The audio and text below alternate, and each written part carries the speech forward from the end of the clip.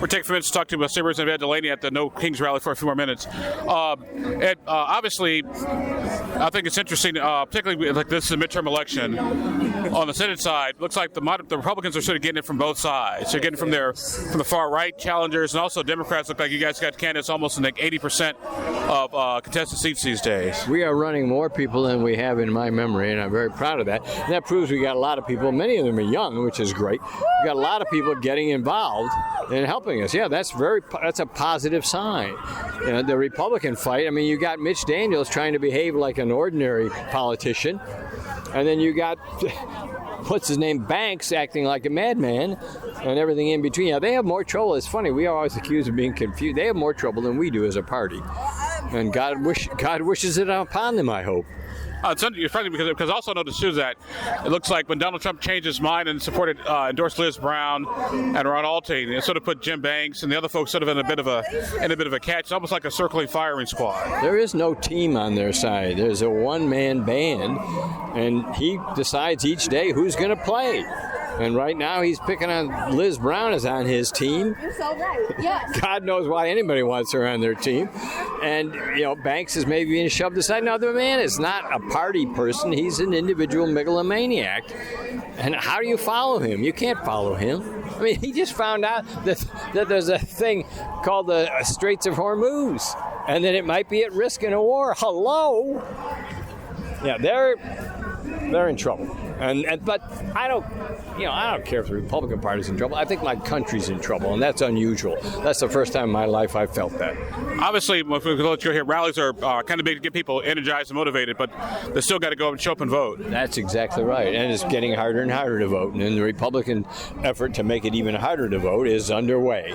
So I hope everybody gets serious about it, gets themselves registered, and then shows up. But we've got to encourage them. We as parties and as politicians have to encourage them. How's your own race looking? Well, I got an opponent, and I haven't heard anything yet much about what he has to say. And, you know, I know how to run for office. I'm going to do it again. I like going door to door. I like having events. I like meeting people. So I think I'm fairly well known in my district. And so I hope it'll be all right. And how are the Democratic Democrats? Are you guys sort of seeing some of that progressive versus quote-unquote establishment, or? Yeah, some of that's going on, and partly that's just youth. We get things confused. Some things are just normal all the time. We got to get new people involved. I'm not one of the new people, but I welcome the new people, and some are self-starters, some are brought in by encouragement. But I think that's a big part of the problem. Part of the way it works. So we've always had that.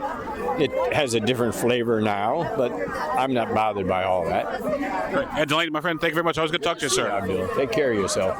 This is more refreshing than the session. It's more interesting. This won't take very long. It's Representative DeLaney. It's Saturday afternoon. It's the No Kings rally. Why are you here today? I'm here because I'm worried. That's why I'm here.